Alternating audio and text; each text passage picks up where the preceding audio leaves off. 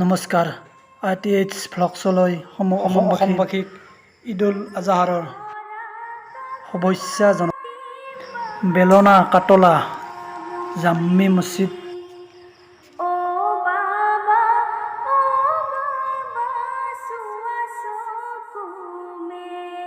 এইবাৰ বিশেষ অসুবিধা অৰ্থাৎ বানপানীৰ কাৰণে ঈদগাহত নামাজ পঢ়িব নোৱাৰিলে।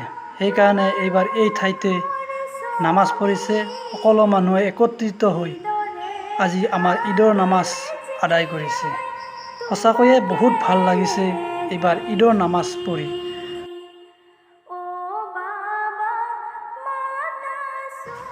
এই ঠাইডোখৰ হৈছে মছজিদত।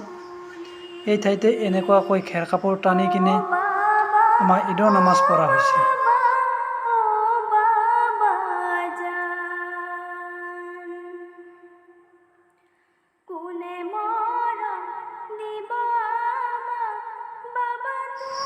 না ৰদ পৰিছে না বৰষুণ আহিছে, এনেকুৱাকৈ নীৰৱকৈ নামাজ পঢ়া হৈ গ'ল।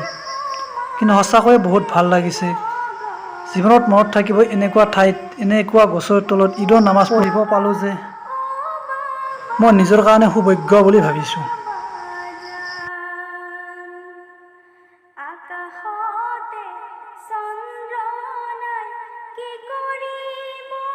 নামাজ পঢ়া শেষ হ'ল, সকলো মানুহ ঘৰলৈ উভতি গ'ল।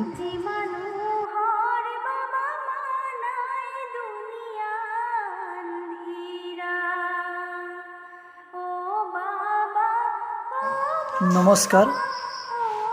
ভিডিঅ'টো চাই ভাল লাগিলে লাইক কৰিব, শ্বেয়াৰ কৰিব, কমেণ্ট কৰিব আৰু ছাবস্ক্ৰাইব কৰিবলৈ পাহৰি নাযাব।